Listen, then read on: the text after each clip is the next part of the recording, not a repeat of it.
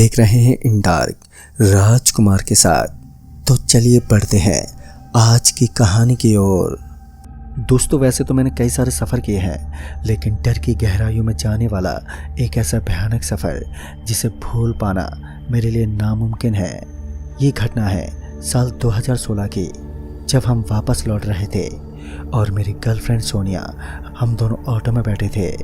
Auto में बैठने के बाद हम मुंबई शहर के लिए पहले तो रवाना हुए। फिर हम मुंबई शहर में पहुंच गए। मुंबई शहर में पहुंचने के बाद जब हमने एक बार घड़ी पर अपनी नज़र डाली तो हमने देखा कि रात के लगभग 11:30 बज चुके थे, लेकिन हमें समय से कोई लेना देना नहीं था। हम लोगों को अब यहाँ से सीधा होटल के लिए रवाना होना था। वह होटल लगभग यहाँ से 12 किलोमीटर की दूरी पर था, लेकिन रात में उस होटल तक पहुंचने के लिए हमें किसी ऑटो का साधन करना था। लेकिन मुसीबत की बात तो ये थी कि वहाँ पर हमें कोई ऑटो नज़र ही नहीं आई। दरअसल उस विनायक होटल तक पहुंचने के लिए हमें काफ़ी मशक्क़त करनी पड़ी, क्योंकि वह होटल काफ़ी छोटा होने के साथ साथ काफ़ी ज़्यादा छुपा हुआ था। दरअसल वो शहर के एक ऐसे कोने में पड़ता है जहाँ पर उसके बारे में अधिकतर लोग नहीं जान सकते, मगर हम लोग तो वहाँ पर रुके हुए थे। जब हमें कोई होटल नज़र ही नहीं आया तो हम लोग पैदल ही उस तरफ चल पड़े। लेकिन इस वक्त सानिया को मुझ पर बहुत जोर का गुस्सा आ रहा था, क्योंकि मेरे पास गाड़ी थी लेकिन मैं उसे लेकर नहीं आया। शायद इसी वजह से उसके इस गुस्से का होना एक लाजमी सी बात थी। अभी मैं उसे किसी तरह समझाते हुए आगे बढ़ ही रहा था कि अचानक से मुझे सड़क के किनारे पर एक ऑटो खड़ी हुई नजर आई। मैं उस ऑटो वाले के करीब जाने ही वाला था कि तभी सोनिया बोल पड़ी, अरे वो ऑटो तो काफ़ी सालों से वहाँ पर ऐसी खड़ी हुई है। दरअसल वह ऑटो एक पुरानी और ख़राब ऑटो थी। मुझे भी सोनिया की बात पर बिल्कुल विश्वास हो गया, लेकिन जब मैंने एक नज़र एक बार फिर उस ऑटो पर डाली तो मैंने देखा कि मुझे उसके अंदर कोई नज़र नहीं आ रहा था। इस बार मैंने सोनिया की बातों पर कुछ ज़्यादा ध्यान नहीं दिया और उस ऑटो की तरफ चल पड़ा। फिर जब मैं उस ऑटो के पास पहुंचा तो मैंने देखा कि मुझे उस ऑटो के अंदर एक आदमी नज़र आ रहा था, जो एक ऑटो ड्राइवर था, यानी कि वह कोई पुरानी पड़ी ख़राब ऑटो नहीं थी। मैंने जल्दी से सानिया को अपनी तरफ आने का इशारा किया। वह भी चुपचाप मेरे करीब आकर खड़ी हो गई और फिर मैंने उसे उस ऑटो के बारे में बताया। जब हमने उस ऑटो के अंदर झांकते देखा तो हमने देखा कि उस ऑटो के अंदर वह ऑटो ड्राइवर आराम से सो रहा था, लेकिन ऐसा लग रहा था कि वह हमें अपनी अधखुली आंखों से देख रहा हो। फिर मैंने ज़ोर ज़ोर से उस ऑटो का दरवाज़ा खटखटाया। तो ऐसे में यह हमारे लिए काफ़ी ज़्यादा अच्छा भी था, क्योंकि और किसी चीज़ का तो हमें पता नहीं, लेकिन हम लोग सर्दी से आसानी से बच सकते थे। और फिर हमने उस ऑटो ड्राइवर को जगाया और फिर उस ऑटो ड्राइवर को ऑटो से बाहर निकाला। वह अपनी अधखुली आंखों को लेकर बाहर निकला। फिर वह अपनी आंखों को मसलता हुआ हमसे बोला, अरे भाई साहब, यह भी कोई टाइम है, नींद खराब कर दिया आपने। मैंने उससे थोड़ा बहुत कुछ कहा, मगर उसके आगे उसने एक शब्द भी नहीं बोला। मैंने उसे सीधा अपना एड्रेस बता दिया। फिर उसने हमें ऑटो में बैठने का इशारा किया। मैं और सोनिया हम दोनों अब उस ऑटो में बैठ चुके थे, लेकिन जब हम उस ऑटो में बैठे तो हमें ऐसा लगा कि हम किसी ऑटो में नहीं बैठे हैं, बल्कि हम किसी ऐसी जगह पर आ चुके हैं जो चारों तरफ से बंद दिखाई दे रही थी। कुछ देर के बाद उस ऑटो ने ऐसी रफ्तार पकड़ी कि हवा हमारे कानों को छूकर निकलने लगी थी। उस ऑटो की गति काफ़ी ज़्यादा थी, जिस वजह से हमें काफ़ी ज़्यादा सर्दी महसूस होने लगी। तभी मैंने उस ऑटो वाले के कंधे पर अपना हाथ रखा और उसे बोला, अरे भाई साहब, ऑटो थोड़ा स्लो करिए, बहुत सर्दी लग रही है।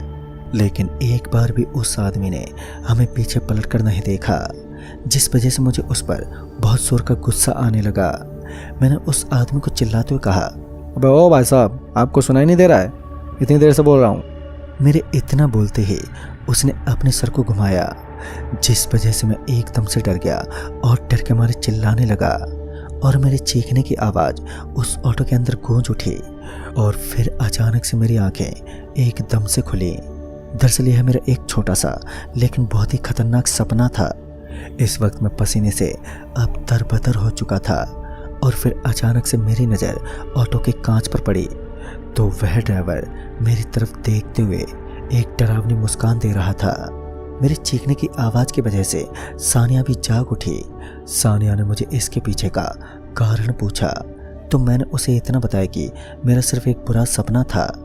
अभी मुझे उस ऑटो ड्राइवर की वह भयानक हंसी बहुत डरावनी लग रही थी। और फिर मैंने अपनी गर्लफ्रेंड के कानों में यह बात बताई कि ऑटो ड्राइवर मुझे ठीक नहीं लग रहा है। उसने मुझे ये कहा कि यह ड्राइवर है तो देखने में थोड़ा अजीब लग रहा होगा, मगर उसकी एक बात जो मुझे लगातार अपने मन में ही खटक रही थी। मैंने उस आदमी को जैसे पहले कहीं पर देखा था। तभी मैंने उस आदमी की शर्ट को देखा जो मुझे जानी पहचानी लग रही थी, मगर मैं अभी तक ये याद नहीं कर पा रहा था कि आखिर मैंने इस शर्ट को कहाँ पर देखा था। अभी मैं ये सोच ही रहा था कि अचानक से मेरी नज़र बाहर की तरफ पड़ी तो मैंने देखा कि हमारी ऑटो एक शमशान घाट के अंदर से गुजर रही थी और ऐसा कोई भी यहाँ पर रास्ता नहीं था। जब मैंने सोनिया को बाहर की तरफ देखने को कहा तो उसके भी शरीर से पसीना टपकने लगा, क्योंकि वह जगह ऐसी थी जहाँ पर हर किसी की रूह कांप जाए। सच बताऊं तो उस वक्त मेरे रोंगटे खड़े हो गए। इससे पहले मैंने अपनी ज़िंदगी में कभी भी ऐसा फील नहीं किया जो मैं आज कर रहा था। तभी मुझे ऑटो के साथ साथ कोई भागता हुआ दिखा और फिर जब मेरी नज़र उस भागते हुए इंसान पर पड़ी तो मानो अब मेरा दिल अंदर से दहल गया था। दरअसल मैंने देखा कि ऑटो के साथ साथ भागता हुआ वह इंसान कोई और नहीं था बल्कि वही ऑटो ड्राइवर था जो ऑटो को ड्राइव कर रहा था। और फिर अचानक से उस ऑटो ड्राइवर ने धीरे धीरे अपना चेहरा पीछे की तरफ घुमाया तो मानो मेरा पूरा शरीर कपकपाने लगा, क्योंकि इस बार मैंने देखा कि अब वह ऑटो ड्राइवर वहां पर नहीं था जो कुछ देर पहले हमारे इस ऑटो में दाखिल हुआ था। यानी कि जरूर किसी ऊपरी ताकत का हमारे ऊपर साया मंडरा रहा था। दरअसल उसका चेहरा एकदम काला पड़ चुका था। उसके चेहरे के अंदर कुछ घाव से थे। मैंने उस वक्त ऑटो से कूदना भी ठीक नहीं समझा, क्योंकि अगर मैं चलते हुए ऑटो से नीचे कूद गया तो मेरी हड्डी पसली आसानी से टूट सकती थी। तभी हमने मन ही मन भगवान को याद करना शुरू कर दिया, क्योंकि एक इंसान के पास जब भी उसके ऊपर कोई बुरी ताकत मंडराती है तो उसके पास भगवान को याद करने के अलावा कोई और रास्ता भी नहीं बचता। और ऐसा ही कुछ हमारे साथ भी था, क्योंकि हमारे पास कोई और चारा भी नहीं था, जिस वजह से हमने भगवान का नाम जपना शुरू कर दिया। लेकिन उससे तो कोई फ़ायदा ही नहीं हुआ, क्योंकि वह ऑटो लगातार उसी स्पीड में भाग रही थी। लेकिन बाद में जब मुझे ऐसा लगा कि अब हमारे पास अपनी जान बचाने के लिए कोई रास्ता नहीं बचा है तो हमें इस ऑटो से कूद जाना चाहिए, तो मुझे सामने की तरफ एक बहुत ही गहरी खाई नजर आने लगी जो यहाँ से अब बहुत ही कम दूरी पर थी। तभी मैंने सोनिया का हाथ पकड़ा और एकदम से नीचे कूद गया। और नीचे कूदने के बाद जब मैंने अपने शरीर पर ध्यान दिया तो मैंने पाया कि अब मुझे एक भी चोट महसूस नहीं हुई है। मेरे बिल्कुल करीब मेरी गर्लफ्रेंड सोनिया गिरी हुई थी। मैंने किसी तरह अपना हाथ देते हुए उसे उठाया और फिर हम दोनों वहाँ से कोई रास्ता ढूंढने लगे। फिर जब हम वहाँ से थोड़ी दूर आगे गए तो हमें वहाँ पर एक दलदल नज़र आने लगा। यानी कि अगर हम गलती से भी वहाँ तक पहुँच गए तो फिर हम अपनी जान उस दलदल में गंवा सकते हैं। पहले तो हम कुछ देर तक उसी जगह पर बैठे रहे, क्योंकि हमें ऐसा लग रहा था कि यहाँ से एक जगह से दूसरी जगह पर हिलना भी हमारी मौत के समान हो सकता है। मगर तभी हमें ज़ोर से कुछ गिरने की आवाज़ आई और एक जोर का धमाका भी हमारे कानों में सुनाई दिया। फिर जब हम एक बार के लिए पीछे की तरफ पलटे तो हमने देखा कि हमें हमारे बिल्कुल पीछे की तरफ वही ऑटो जो अब टूटा फूटा नज़र आ रहा था।